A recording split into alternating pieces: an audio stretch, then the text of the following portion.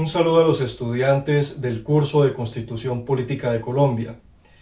Vamos a continuar con la sesión octava, donde vamos a abordar los organismos independientes que eran de la sesión séptima, no alcanzaron a estudiarse en ese video. Vamos a estudiar la función y medios de la administración pública, que hace parte ya de la dimensión dinámica de esta parte orgánica de la Constitución que estamos estudiando, donde vamos a analizar centralmente la función pública, la manera como se incorporan los servidores públicos y trabajadores oficiales a la administración. Hablaremos un poco de los contratos estatales, de la responsabilidad estatal, e igualmente pasaremos a estudiar otros asuntos relacionados con esta dimensión dinámica, como lo es el orden público, la fuerza pública, los estados de excepción y las relaciones internacionales, particularmente la firma de tratados. Muy bien, comencemos. Dentro de la estructura de la organización del Estado, tenemos los denominados organismos independientes. Con ellos culminamos la parte estática o la dimensión estática de esta parte orgánica de la Constitución. La dimensión estática, recordemos, se refiere a la estructura del Estado. Muy bien. Dentro de los organismos independientes, como les decía, tenemos al Banco de la República y a la Comisión Nacional de Televisión. El Banco de la República es un organismo autónomo e independiente que tiene a su cargo las funciones de ser la autoridad monetaria, crediticia y cambiaria del país. Insistimos, monetaria, crediticia y cambiaria. Sobre estas funciones vamos a profundizar en la sesión novena, que es donde hablamos de la actividad económica del Estado y de la banca y la hacienda pública. Digamos por ahora que la autonomía del Banco de la República es una garantía de seriedad en el flujo y la conservación de la moneda. No puede haber estabilidad económica en un país si el banco no es independiente.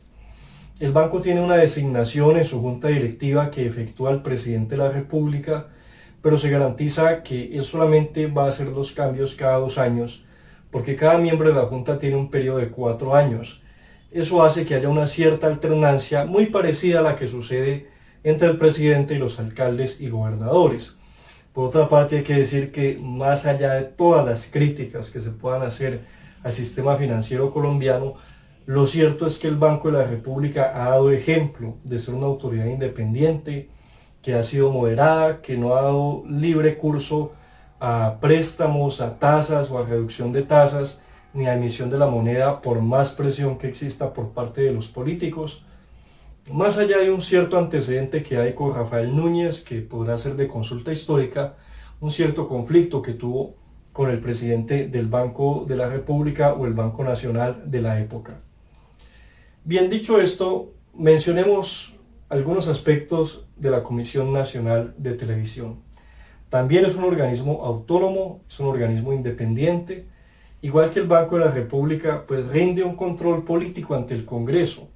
El Congreso de la República puede solicitar informes tanto al Banco de la República como a la Comisión Nacional de Televisión. Sobre la comisión, digamos que tiene la función de controlar y de asignar el espacio el uso del espacio electromagnético de Colombia, principalmente en una materia muy delicada, que es en la transmisión de contenidos que llega a los hogares colombianos. Notemos que estamos hablando de 1991, época en que se profiere la Constitución. El Internet no era de un uso tan masivo como el de hoy, y el medio que tenía una mayor incidencia en las familias colombianas era la televisión, que tenía, además de la función de recrear propia, también tenía y tiene aún la función de informar a través de las noticias principalmente y de las alocuciones que se surten por medio de ella. Y por supuesto también tenía, mucho más en los 90s, la función de educar. Gracias a la televisión nacional y también a la radio se pudieron impartir amplios cursos a distancia en materias de bachillerato, pero también en áreas técnicas y tecnológicas, funciones que lamentablemente se han descuidado al día de hoy. En todo caso, la Comisión Nacional de Televisión tiene esa importante función de garantizar que los contenidos televisivos sean imparciales, neutrales, que no haya imposición de la agencia política, de la agenda política mejor, del gobierno de turno en los contenidos que se transmiten a los colombianos. Que exista entonces pluralidad, imparcialidad y que haya cierta calidad en la televisión o en los contenidos televisivos que recibimos los colombianos.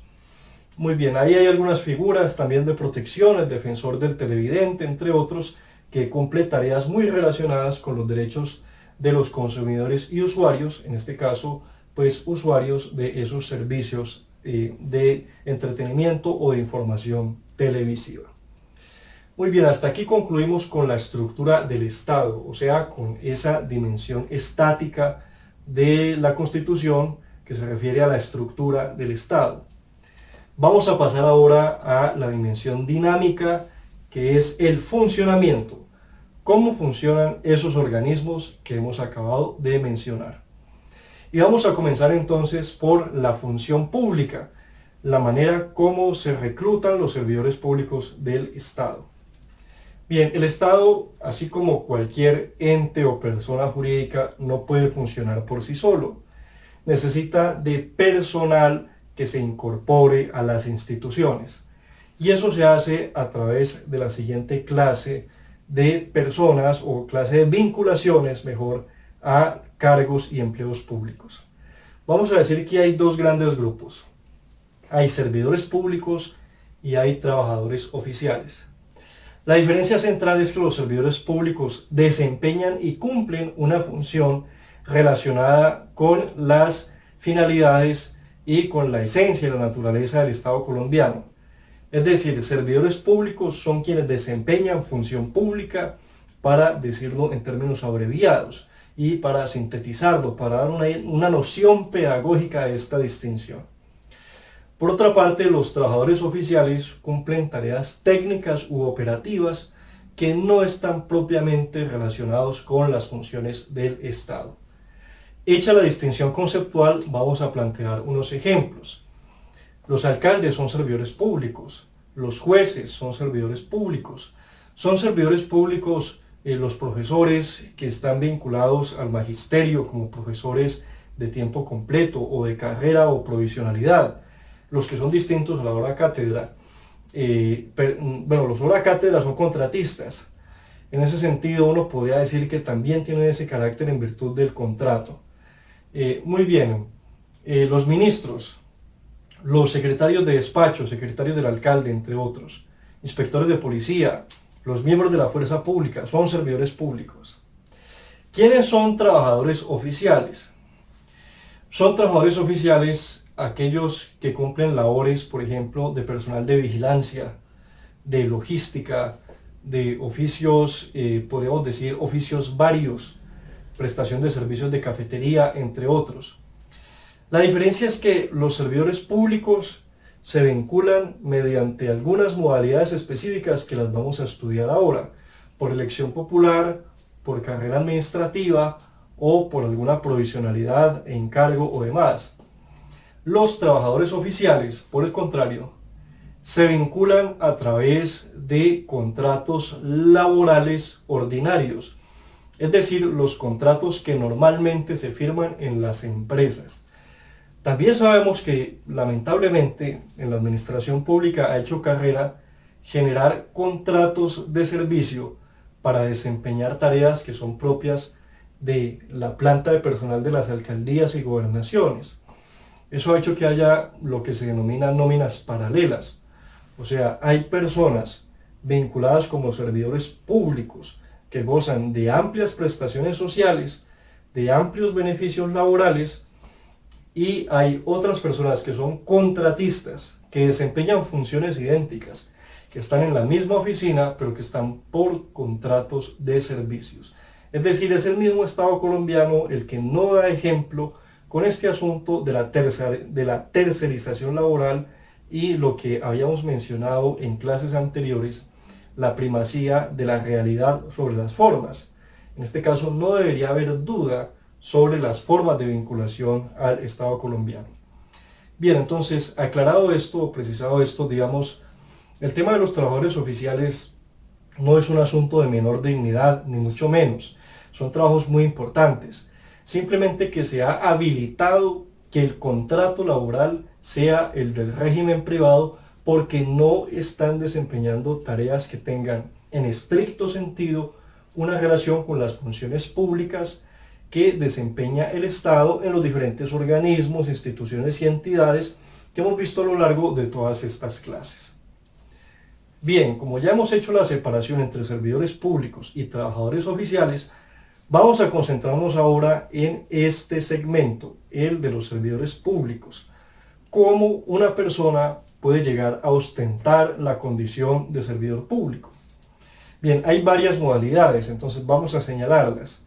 Principalmente tenemos las de elección popular, la de carrera administrativa, que obviamente es en propiedad, y tenemos algunas otras formas de vinculación, que es por provisionalidad o por libre nombramiento y remoción. También hay una figura allí que es la del encargo, que es una figura propia en el derecho administrativo, pero sobre la cual no vamos a profundizar. Vamos a señalar solo lo más importante. Bien, vamos a mencionar también los funcionarios de elección dentro de la misma categoría de elección popular. Vamos a hacer una distinción allí entre ellos. Comencemos entonces por esta. Servidores públicos por elección. Aquí tenemos los que son por elección popular, es decir, por elección de la ciudadanía, del pueblo, o los que son elegidos por otros funcionarios públicos, que según la estructura constitucional debe haber una votación en el seno de alguna corporación para que se pueda proceder a ese nombramiento. Empecemos por el primer caso, que es el más conocido. ¿Quiénes son servidores públicos por elección popular? Los alcaldes, gobernadores, concejales, diputados, el presidente y los congresistas. ¿Sí? Cada 4 años hay elecciones de estos servidores públicos. ¿Cuáles son los funcionarios que son elegidos por el voto corporativo o por el voto de otros organismos o funcionarios del Estado? Es el caso del Contralor General de la República y del Procurador, que están en estos momentos están en curso en el proceso de elección. Ya se formularon las ternas, las que envía el presidente, las que envía la Corte, y las elecciones pues prontamente serán surtidas por parte del Congreso de la República y por parte de los organismos a quienes corresponde intervenir en el proceso. Muy bien, los magistrados de la Corte Constitucional son elegidos por el Congreso. Los magistrados de la Corte Suprema son elegidos o son votados por los integrantes de esa misma corporación. Es decir, los mismos magistrados de la Corte Suprema escogen a quienes van a integrarla en caso de que haya vacantes. Pero antes de eso, el Consejo de la Judicatura ha elaborado unas listas de selección que son las que se presentan. Entonces son procesos de elección complejos, compuestos. Es el caso también del Defensor del Pueblo, entre otros. Los personeros municipales.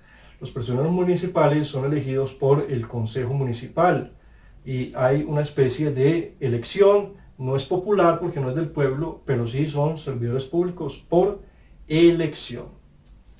Muy bien, tenemos ya agotada la primera categoría, elección, sea elección popular o por otros organismos y entidades. Pasemos ahora al segundo método o la segunda forma de vinculación, que es tal vez la más importante. Es la del principio del mérito o de la carrera administrativa.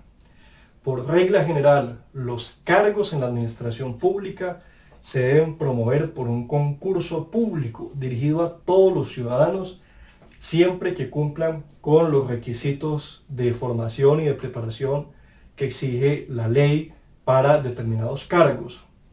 Hace poco se cumplió con la convocatoria 437 en el Valle del Cauca, por el cual se nombraron como servidores públicos a conductores, a personal de vigilancia, que en este caso sí entraron por carrera administrativa. Por eso la distinción con trabajadores oficiales es en el contrato. Trabajadores oficiales por contrato laboral privado. Muy bien, también se vinculó personal administrativo, auxiliares, personal de las gobernaciones, alcaldías, consejos, entre otros.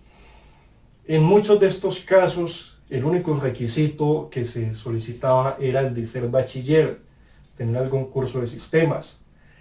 Lo que quiere decir que muchos de ustedes están calificados para presentarse a estas convocatorias. Hay diferentes entidades públicas que hacen convocatorias, pero normalmente todas se canalizan a través de la Comisión Nacional del Servicio Civil. La rama judicial hace sus propias convocatorias por medio del Consejo Superior de la Judicatura.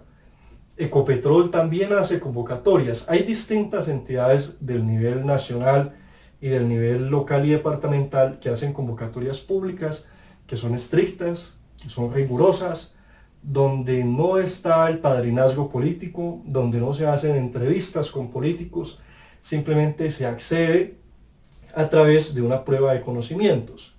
Es el caso de los notarios también, que están sometidos al principio del mérito, el personal de la rama judicial, como ya lo mencioné, entre otros. Entonces, es una opción interesante, el Estado es un muy buen empleador y para algunas de las carreras, algunos de los programas que tenemos en la Universidad del Valle, esta podría ser una excelente opción, porque además necesitamos que al Estado se vinculen los mejores profesionales. Muy bien, continuamos. Cuando una persona entonces concursa y supera una convocatoria de méritos, adquiere el cargo en propiedad, lo que quiere decir que no puede ser despedido a no ser que incurra en una causal de insubsistencia, en una falta grave y demás. Por eso decimos que allí hay una importante estabilidad, porque es que ese no es un cargo, así como en el sector privado, que depende de la libre voluntad de las partes. Este cargo en la carrera administrativa depende del mérito y de la buena conducta del funcionario. Por tal motivo es una opción bastante interesante en materia laboral. Continuamos. Hay algunos cargos que están en carrera administrativa, o sea, la ley dice que se deben promover por concurso, se deben proveer por concurso. Pero hasta el momento ninguna persona ha concursado para ese cargo, o ninguna persona de las que ha superado concursos ha optado por esa plaza. Esto sucede mucho en los hospitales y en las escuelas de zonas veredales o de municipios con ciertos problemas de orden público, pero también sucede en Tuluá, en Buga, en Cali, es decir, en cualquier clase de ciudad. En ese caso, para proveer esa vacante, la ley permite que haya nombramientos en provisionalidad. El nombramiento en provisionalidad, entonces, es un método de acceder también, un medio de acceder a la administración pública, de ostentar el servicio público, el carácter de servidor público, en un cargo que está destinado a ser ocupado por alguien que concurse para él. Esto quiere decir que el que está nombrado en provisionalidad tiene una estabilidad laboral precaria. ¿Por qué precaria? Porque está condicionado a que ninguna persona que pretenda concursar a ese cargo lo ocupe. Por ejemplo, el profesor, vamos a decirlo así, el profesor de una vereda Alto Bonito, está allí en ese cargo en provisionalidad. Mientras ninguna otra persona concurse, o ninguna otra persona de las que haya ganado un concurso opte por ser el maestro de esa escuela, él puede estar ahí tranquilo.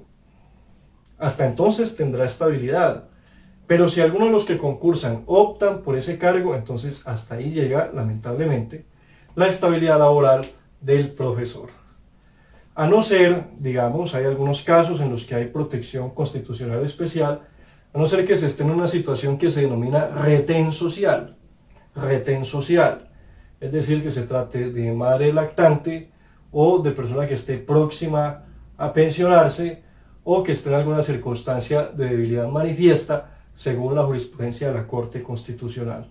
No me voy a extender aquí porque no es una clase específica sobre ese asunto que ya es muy propio del derecho administrativo laboral, pero quien tenga algún interés en conocerlo, la figura se llama retén social, retén social.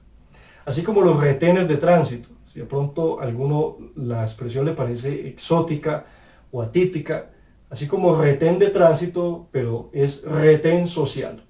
Lo pueden buscar en las sentencias de la Corte Constitucional.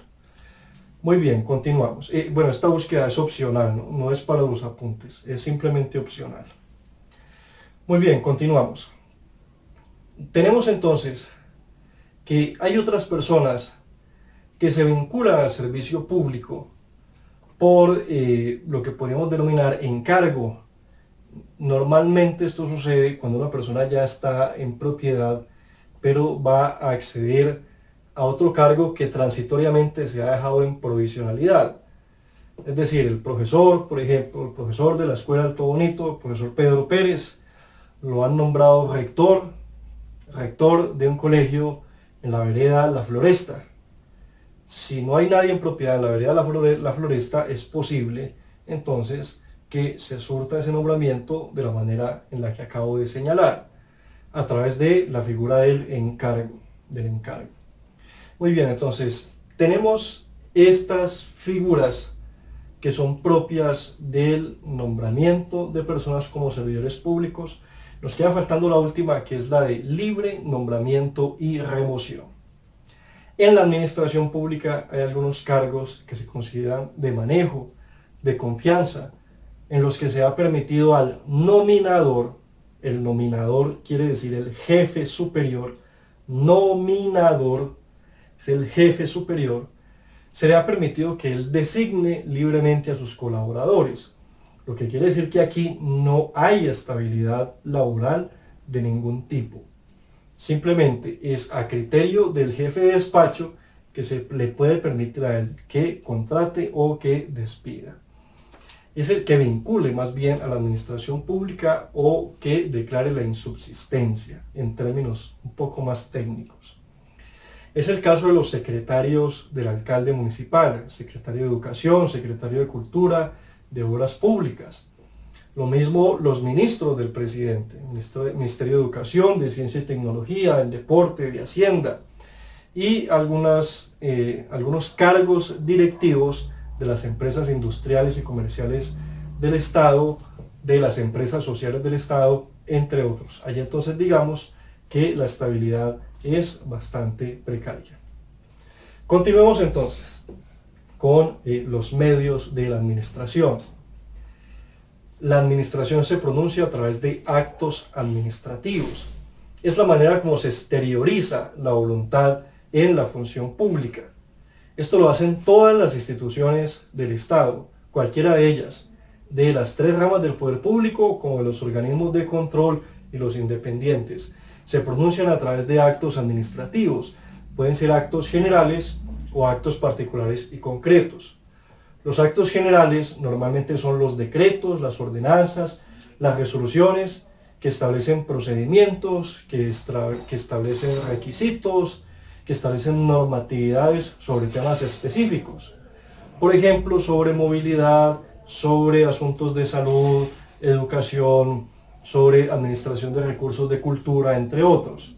Simplemente son decretos generales, abiertos. Mientras tanto, hay otros actos administrativos que son particulares y concretos, que se refieren a una situación específica de un individuo. Por ejemplo, la licencia de conducción que cada uno de ustedes tiene, pues en su mayoría. Eso es producto de un acto administrativo concreto, que le concedieron esa licencia de conducción. Los permisos de funcionamiento de un establecimiento de comercio, las autorizaciones para llevar a cabo una construcción, una obra, etc. Esos son actos administrativos particulares y concretos. Entonces, eso para que distingamos las formas en que se pronuncia la administración. Esto simplemente es una relación para que lo tengamos claro, pero no profundizaremos en ello por ser temas muy particulares del derecho administrativo. Finalmente, la responsabilidad de la administración. Lean por favor el artículo 93. Lean el artículo 93 de la Constitución Política, donde vamos a ver que el Estado responde patrimonialmente. Patrimonialmente quiere decir económicamente, debe reparar los daños que ocasione por medio de los servidores públicos que acabamos de mencionar. Hay entonces una garantía para los ciudadanos y esto es una figura novedosa desde el derecho administrativo francés, que data de hace unos 250 años aproximadamente. Porque antes de eso se consideraba que el príncipe, estamos hablando de Francia y de la figura monárquica, que el príncipe no respondía a sus actos. Y eso de que el príncipe no responde por sus actos se asimilaba al Estado, que el Estado podía ser irresponsable. Si causaba daños, como era el soberano, no había quien le pudiese imponer obligaciones. Hoy sí se puede, y lo mencionamos en la clase anterior, cuando hablábamos de las funciones del Consejo de Estado en la sesión sexta, entre las que está reparar los daños que ocasione la administración, sea por un acto administrativo irregular, como es el caso de una resolución que niega una pensión debiéndola conceder.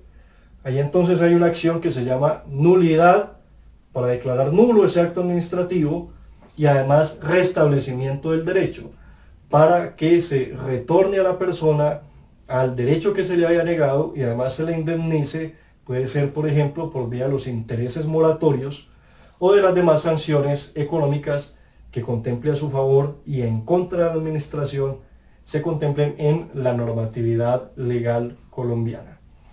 Muy bien, entonces, claro que sí, el Estado responde por sus actos, sean actos administrativos o sean las operaciones o vías de hecho, las conductas que despliega el Estado colombiano. Por ejemplo, el servidor público de alguna entidad estatal, puede ser el IMPEC, puede ser el Ministerio de Minas y Energía, los funcionarios de Ecopetrol que van transitando con un camión y ocasionan un accidente de tránsito, o por los actos propios de sus funcionarios. Pensemos, por ejemplo, una institución de salud pública en donde se adelanta un procedimiento de obstetricia en el cual se causa un daño. Es una situación bastante habitual en la que hay demandas contra el Estado. Si se prueba que existe ese daño, pues debe ser reparado, entre otras circunstancias. ¿Cómo se obtiene la reparación? A través de una demanda o de una acción de reparación directa ante la justicia administrativa. Bien, esto pues ya es un tema muy específico de responsabilidad estatal y derecho administrativo, pero igual me parece importante darlo a conocer e ilustrarlo en este espacio. Muy bien, hablemos ahora entonces de la fuerza pública, del orden público y las relaciones internacionales. La fuerza pública. En Colombia la fuerza pública se divide en dos. Por una parte están las fuerzas militares y por la otra la Policía Nacional. Vamos a señalar algunas diferencias. En materia de fuerzas militares tenemos que es el cuerpo armado que está encargado de la defensa de la soberanía nacional y de la salvaguarda del orden constitucional. Es el que protege a los ciudadanos de las amenazas externas principalmente en contra de la soberanía, de repeler las agresiones o también de controlar en el orden interno sublevaciones trascendentes en contra del orden constitucional. Por eso normalmente el ejército tiene las funciones antisubversivas, las funciones de atacar a aquellos elementos que ponen en peligro al Estado colombiano o la vigencia del orden jurídico. Digamos entonces que dentro de las fuerzas militares se encuentran el Ejército Nacional, la Fuerza Aérea y la Armada Nacional o la Fuerza Naval. Solamente ellos son cuerpo armado de carácter militar, por eso son las fuerzas militares. Por otra parte tenemos a la Policía Nacional. La Policía Nacional es un cuerpo armado de carácter civil, son civiles, como ustedes y yo, son civiles. Por eso la tarea primordial de la Policía Nacional es salvaguardar la convivencia entre las personas, la convivencia entre los ciudadanos. Esa es la función primordial, proteger la armonía entre los vecinos, proteger la armonía entre los ciudadanos, y por eso el Código de Policía, como ustedes pueden ver, normalmente se refiere a conductas de moralidad pública, a evitar los excesos de ruido, los desechos que se puedan regar por allí, el control referente al cuidado de los animales y la protección frente a los animales domésticos también, entre otros, en espacios públicos, quiero decir. Normalmente entonces las tareas de la Policía Nacional deben estar relacionadas con la convivencia y por supuesto con la seguridad ciudadana desde esa perspectiva. Hoy por hoy tenemos pues que por supuesto la policía cumple además tareas relevantes de cooperación con la Administración de Justicia, las capturas de personas que han sido solicitadas por orden judicial, tal como lo vimos en la sesión 2, por parte de un juez de la República con ocasión de la comisión de algún delito. Esa tarea entonces también la cumple la Policía Nacional a través de distintos departamentos. Lamentablemente, por la feroz lucha contra las drogas que ha tenido Colombia, se ha tendido muchas veces a militarizar a la Policía Nacional, porque se le ha tenido que atribuir tareas, por ejemplo, en contra de las BACRIM o en contra de grupos narcotraficantes, que ya tienen una connotación mucho más militar de la que sería recomendable desde el punto de vista del ordenamiento constitucional. Sin embargo, pues por supuesto que la realidad práctica supera la dogmática o supera los principios teóricos, y evidentemente las tareas que cumple hoy la Policía Nacional en esas materias de las que estamos hablando, lucha contra el narcotráfico, contra bandas criminales y antiterrorismo, están completamente justificadas en el contexto que vivimos. Lo importante es que no se olvide que la Policía Nacional sigue siendo un cuerpo armado de naturaleza y de carácter civil, cuya finalidad primordial es la de promover la convivencia. Muy bien, pasemos ahora al orden público. El jefe del orden público es el presidente de la República, y en cada entidad territorial la autoridad administrativa ejerce también esta tarea, es decir, el gobernador es el jefe de orden público del departamento y el alcalde el del municipio. Aquí, como habíamos dicho antes, en la sesión primera hay unidad de orden público. Por ese motivo, si en algún municipio las circunstancias de alteración se salen de control, el gobernador puede asumir funciones directamente, puede desplazar esa autoridad del alcalde y asumir por sí mismo la jefatura del orden público. Lo mismo puede hacer el presidente, puede pasar por encima de las directrices del gobernador y del alcalde y asumir él mismo el control territorial en caso de que lo vea suficientemente alterado. Lamentablemente por estas épocas, estamos hablando de agosto de 2020, hemos visto que han ocurrido varias masacres a lo largo del territorio nacional, lo cual seguramente demandará, como aparentemente está sucediendo, que la Presidencia de la República adopte medidas prioritarias, porque de lo contrario, esta garantía del orden público va a ser insostenible. Muy bien, hay tres casos especiales en los que se puede decretar lo que podemos llamar unas situaciones de excepción. Esto hace parte de los temas del orden público. Hay tres entonces estados de excepción regulados en Colombia. Un estado de excepción es una situación extraordinaria en la cual el presidente de la República puede asumir mayores poderes, incluso más allá de los propios de su función, a tal punto que puede legislar, es decir, puede asumir funciones del Congreso de la República, o puede establecer restricciones importantes en los derechos de las personas sin que se limite el núcleo esencial de los derechos fundamentales. Vamos a ver cuáles son esos tres casos. En primer lugar, tenemos el estado de excepción que se denomina guerra exterior. La guerra exterior es un conflicto armado internacional que, como habíamos mencionado antes en las funciones del presidente, solamente el presidente de la República puede declararlo. Por supuesto que al hacerlo pues hay un control político por parte del Congreso. Entonces, en este caso es posible suprimir la objeción de conciencia al servicio militar. La objeción de conciencia al servicio militar solo está permitida en tiempos de paz. Si hay conflicto armado internacional, no hay objeción de conciencia válida y además puede haber reclutamiento, llamamiento a las reservas, Normalmente los que tienen sus tarjetas militares, sea de primera o de segunda categoría, tienen allí señalada en qué línea les correspondería estar según la edad que tenga. Aproximadamente hasta los 45 o 55 años podrían estar reclutados en la tercera línea, 45 años en la tercera línea. Ahí está la división, hasta cuándo puede estar en primera línea, en segunda y en tercera línea de combate.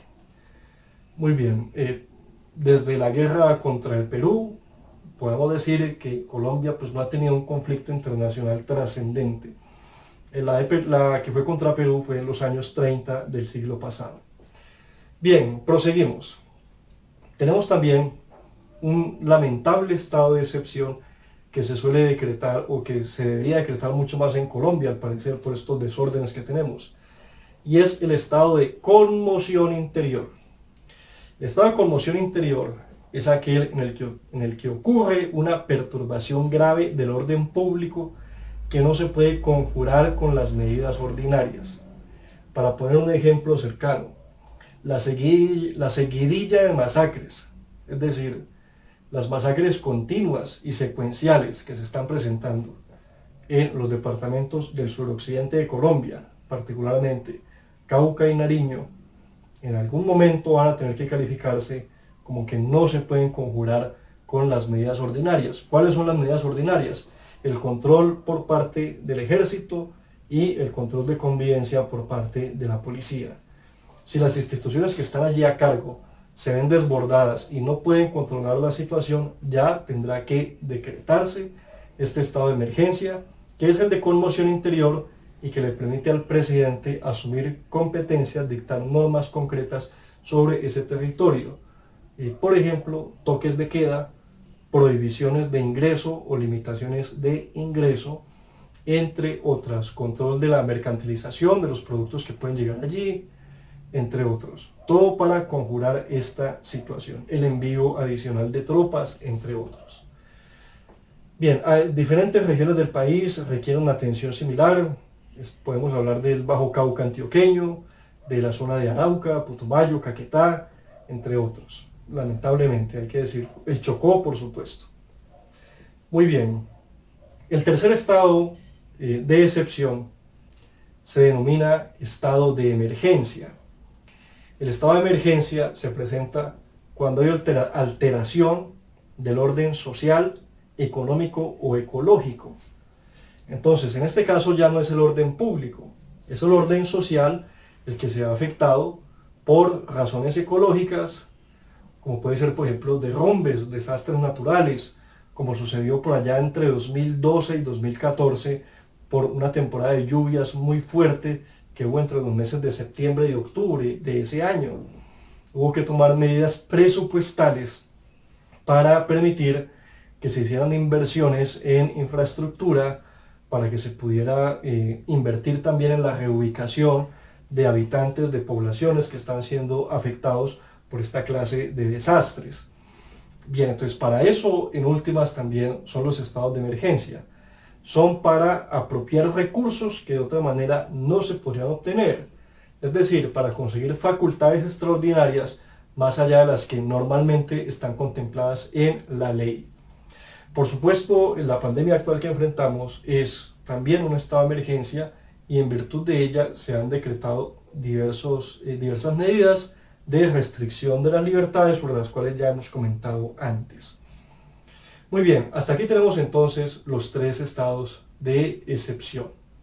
Ya no hay estado de sitio, que era de la Constitución del 86, que era bastante gravoso y se prestaba para demasiado autoritarismo. En ese sentido, digamos que hay un avance. Finalmente vamos a explicar las relaciones internacionales. Más allá de las cosas que hemos dicho, que el presidente de la República es quien dirige esta clase de relaciones internacionales, de negociaciones comerciales, sobre derechos humanos, es decir, la firma de convenios y tratados de derechos humanos, entre otros. Vamos a especificar hoy los papeles y los roles que cumplen las tres ramas del poder público en la suscripción de un tratado internacional, que me parece es el aspecto más relevante por destacar. En primer término, como ya lo habíamos dicho, El presidente es quien suscribe el tratado internacional, lo firma, lo suscribe. Suscribir es firmar. Bien, por supuesto, también es el que adelanta toda la etapa de negociación que conduce a convenir las cláusulas de ese tratado, de ese acuerdo bilateral o de esa convención. Luego de que el presidente cumple con esa suscripción o firma, a quien le corresponde ratificar el tratado es al Congreso. El Congreso lo hace a través de una ley. Digamos que en el inicio, a través de un proyecto de ley ratificatoria de algún tratado, acuerdo bilateral o convenio internacional. Bien, después de que el Congreso de la República aprueba la ratificación de ese tratado en un proyecto de ley, este proyecto pasa a control previo de la Corte Constitucional. Luego entonces, cuando la Corte Constitucional determina que ese tratado es compatible con la Constitución política en sus aspectos esenciales, ya el presidente puede firmar la ley, puede sancionar la ley, tal como lo vimos en clase anterior de la rama legislativa. Y al sancionarse la ley, entonces ya queda completo el trámite de la incorporación del tratado internacional, del convenio o del acuerdo bilateral en el ordenamiento jurídico colombiano. Muy bien. Otros aspectos importantes de las relaciones internacionales. Colombia ha defendido el principio del pacta sunt servanda. Pacta sunt servanda. Está escrito en el texto de clase. Eso quiere decir que los acuerdos son para cumplirse. Y por regla general entonces Colombia ha tenido esta tradición de la legalidad internacional y de atender las órdenes que profieran las cortes internacionales respecto de las cuales Colombia ha reconocido someterse a discusión para ciertas materias, como es el caso del diferendo fronterizo que hubo con Nicaragua por cierta porción de mar ante la Corte Internacional de Justicia de La Haya, como es la jurisdicción que tenemos aquí reconocida frente a la Corte Penal Internacional y frente al Sistema Interamericano de Derechos Humanos, compuesto por la Comisión y la Corte Interamericana de Derechos Humanos, entre otros. Colombia también tiene una política de no injerencia en los demás estados, no intervenir en la política internacional de otros, que se ha visto bastante comprometida con el tema venezolano por una especie de conflicto habitual que ha existido entre los mandatarios de ambos estados, principalmente desde las épocas de gobierno del 2002 al 2010, cuando las confrontaciones se daban muy fuertemente entre Álvaro Uribe Vélez y Hugo Chávez Frías. Bien, con esto entonces dejamos sentado el tema de las relaciones internacionales, no sin antes recordar que Colombia también promueve la integración latinoamericana y le ha apostado a tratar de ser un líder en la región, cosa que pues en alguna medida y sobre algunas materias se ha podido hacer, en otras no tanto. Ese será un balance que ustedes ya podrán hacer. Al menos en materia económica hay que decir que en los últimos 6 años a Colombia le ha ido bien, ha repunteado, y le ha ido bien en el sentido de que no le ha ido tan mal como a los otros estados, para que seamos claros. De todas maneras, son aspectos que ustedes podrán evaluar mejor, háganlo a través de los foros de debate, que es un mecanismo establecido para ello. Finalmente vamos a establecer los apuntes de esta sesión. Recordemos, sobre los órganos independientes, vamos a mencionar los organismos, vamos a mencionar 2 funciones principales de cada uno y a plantear 2 ejemplos en los que puedan intervenir. Ya sobre esta parte de la sesión dinámica, vamos a plantear cómo son las formas de acceder al servicio público. Vamos a plantear el concepto de servidores públicos, trabajadores oficiales y las formas de vinculación como servidor público que mencionamos aquí. Vamos a explicar cada una de ellas y a plantear un ejemplo. Vamos a mencionar también cómo está compuesto el orden público, o mejor, la fuerza pública, para que concretemos. ¿Cómo está compuesta la fuerza pública en Colombia y cuáles son las distinciones entre las funciones del Ejército Nacional o de las fuerzas militares en general y las de la Policía Nacional? Bien, vamos a plantear también igualmente cuáles son los estados de excepción en Colombia, cuáles son sus características, y vamos a presentar un ejemplo de cada uno.